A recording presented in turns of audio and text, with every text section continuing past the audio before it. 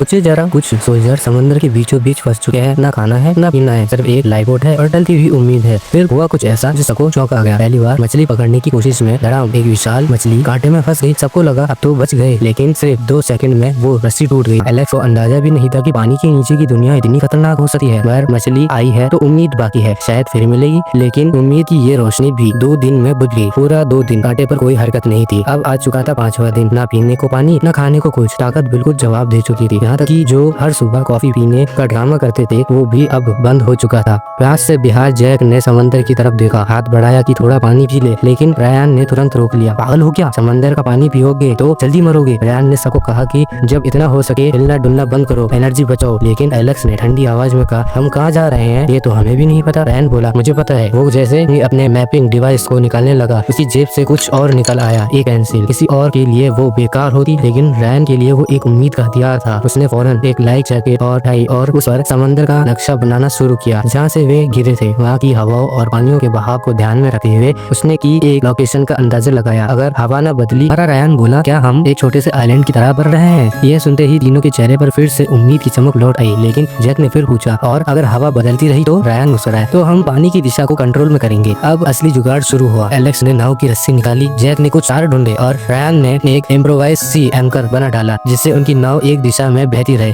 चाहे हवा जैसी भी हो। उन्होंने उसे समंदर में फेंका और जैसे ही उसने काम करना शुरू किया, नाव धीरे धीरे स्थिर दिशा में बहने लगी। अब उम्मीद जिंदा थी, लेकिन असली मुसीबत अभी बाकी थी। पानी। 2 दिन और बीते पर एक बूंद भी पानी नहीं मिला। थक हार कर तीनों ने ऊपर वाले से दुआ की, फिर शायद किस्मत ही या कोई चमत्कार। रात में बारिश होने लगी। तीनों खुशी से पागल हो गए। जो पानी मिला वो पिया और एक बैग में भी भर लिया। पानी की दिक्कत तो खत्म हो गई, पर अब बारी थी खाने की। एलेक्स का सब्र अब टूट चुका था। 1 हफ्ते से वो मछली पकड़ने की कोशिश कर रहा था, लेकिन मछली भूख तक ही नहीं आ रही थी। गुस्से में उसने एक छोटा चाकू उठाया और पानी में सीधा मारना शुरू कर दिया। और तभी उसने महसूस किया कि कुछ भारी चीज टकराई। उन्होंने उसे खींचा, वो भी थी एक शार्क। जैक ने उसे जैसे कसकर पकड़ा।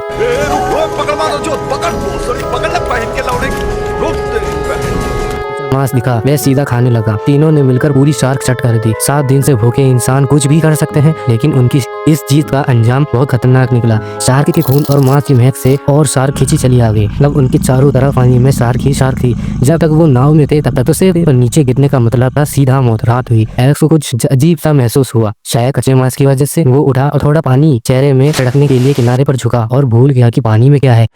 एक शार्क ने उसका हाथ काट लिया।